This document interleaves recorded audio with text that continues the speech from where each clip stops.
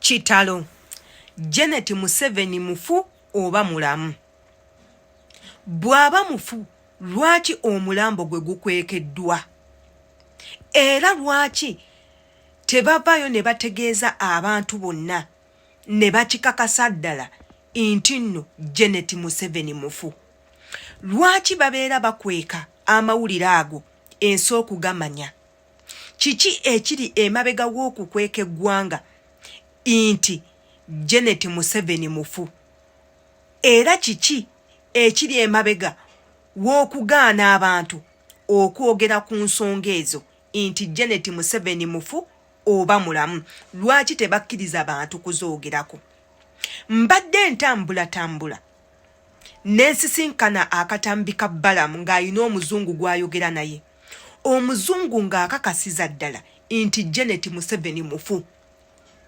Bw'aba omwami ono akakasizza nti Janet Museveni mufu, kiba kitegeeza nti bo baakitegeerako dda nti Janet Museveni mufu.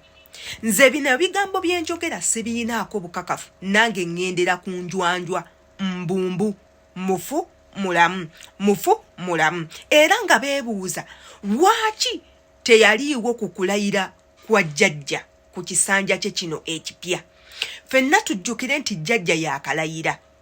Wayisewo ebbanga ttono nnyo, naye abantu abaamuwerekera mu kulayira yali muwala we, si mukyala we Janet Museveni.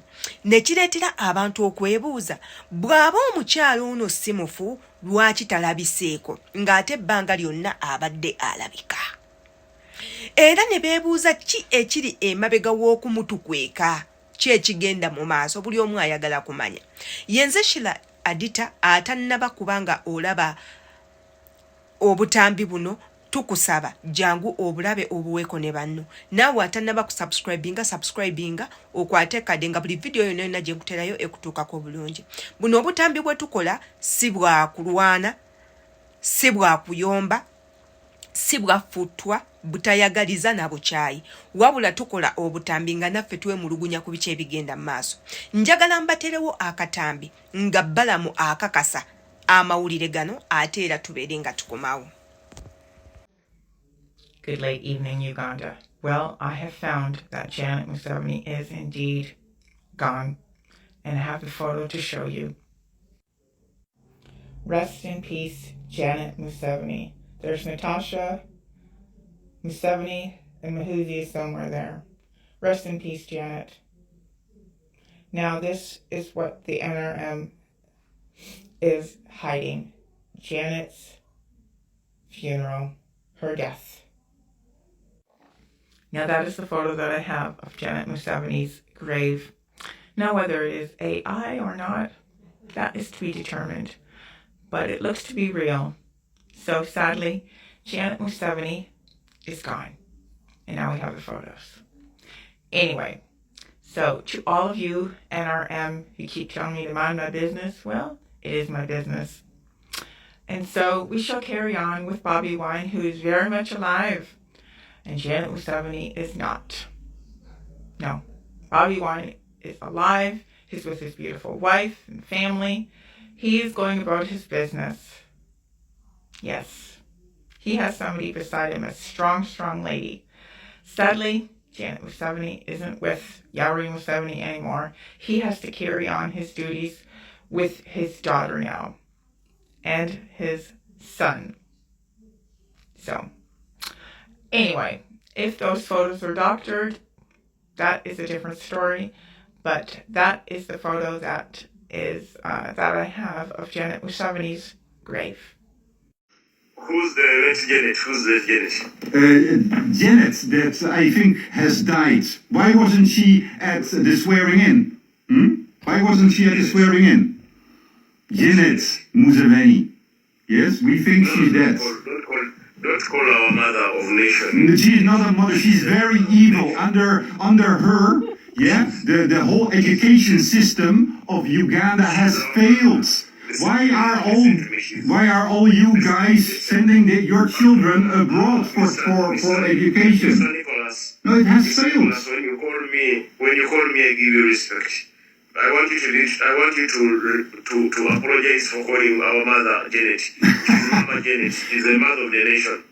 You know, all these people, why haven't you given respect to Yasin Kabuma, who was killed by security forces? Why haven't you paid respect to all those that were killed in Kasese? Why haven't you paid respect to Rita Nabukenya? Yeah? Or Frank Santessa? This is selective.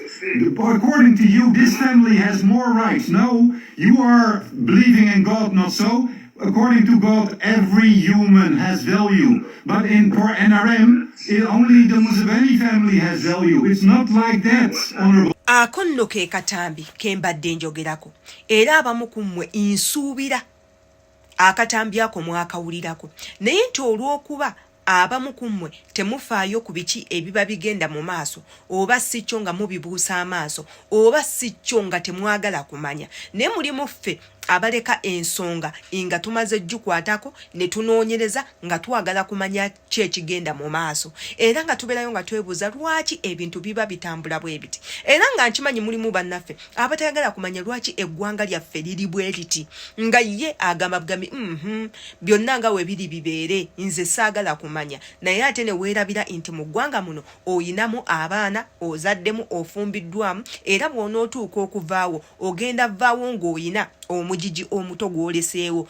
nga guva mu ggwe nga ggwe abantu abo gwo batonzeewo kyova olaba nti ffe tutwala obudde ne tugamba naye ebintu bino lwaki bitambula bwe biti kiki ekigenda mu maaso lwaki tukikola olw'ensonga twagala kumanya ebintu bino nga tetunnazaala oba bitumanye okumanya tutya bwe tugenda okubanga tukwasaganyamu ensonga ku famire zaffe ze tuba tuleseewo igwe atannaba kwetegeka mu kukolerera abaana bo yadde tonnabazaala obakolerere mu bwangu otandika okuyiiya ogambe bwenkera ku makya n'enzaala abaana ngenda babeezaawo ntya bwenkera ku makya nga sirina muntu agenda kunnyamba ngenda kukola ntya ekyo kyekimu kwe kituviirako okwagala okumanya eggwanga litambula litya ate era nga n'omuntu ali nnomo kikakatako okumanya eggwanga lyo nga bwe litambula kubanga oyinza okubeerawo n'ofa nga tomanyi ebintu ne bituukawo nga tomanyi ettaka lyo ne balitwala nga tomanyi nti baayisa etteeka mbutokkirizibwa kuba na ttaka litaweza 5 ku 100 n'okera ku makya ennyumba yo ne bagikusendawo nga tomanyi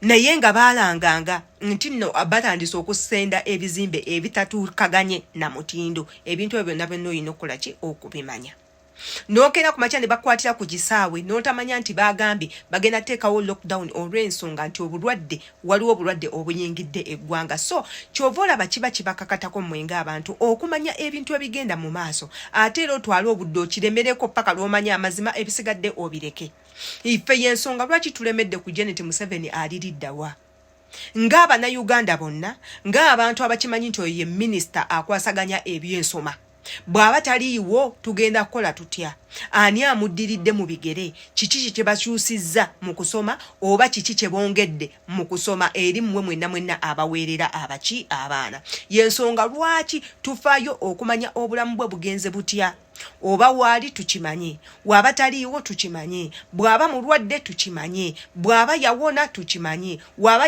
yaritayalinga nakyo tukimanye tumanye ani gwe batuddiriza mu bigere gwe bazizza mu bigere agenda kukola biki oli abaddewo byatakoze oba agenda kuba mubi okusinga ono abaddewo oba sukulu fees zigenda kweyongera okusinga ki ekigenda okukyuka mu nsoma y'abaana baffe abaana baffe babategekedde ki abaana bagenda ova mu masomero nga bagenda kwekozesa oba nga bagenda bakozesa bamasomesa bintu bigenda bayamba oba bintu bitagenda bayamba bongeddemu omwana agenda okusoma nga akukuse mu mirimu gy'agenda okukola nga yeerondeddewo nti kati nsoma kubeera amakanika nsoma biki ebintu weebityo kati nsaba mmwe mwenna abali eyo obutambi buno we tuba tubutaddewo bambi mweyongere okubulaba muteekeyo amaanyi muteekeyo omutima mubeere nga mumanya biki ebigenda mu maaso bigenda kubayamba gye bujjeeyo buno obutambi tetubukola nti olw'okuba twagala nnyo okukola obutambi olw'okuba tulina bye twenoonyeza nedda olumu tubukola nga twagala butuusa ku mmwe abatafuna budde kulaba bintu nga bino naddala baganda baffe abali emitala w'amayanja. Kansubire nti mbannyonnyodde bulungi yenze Sheila Adita atannaba subscribinga kwata ku kade video zonna zonna zikutuukeko bulungi. Ky'oba oyagala njogereko naawe ojja mu comment section n'okitugamba ate nga tubeebaza nnyo okulaba obutambi bwaffe kuviira ddala gye tuvudde. Mwebale tu supportinga, mwebale tubeererawo. Mbaagala nnyo, Mukama abampeere ekimusinga okwagala.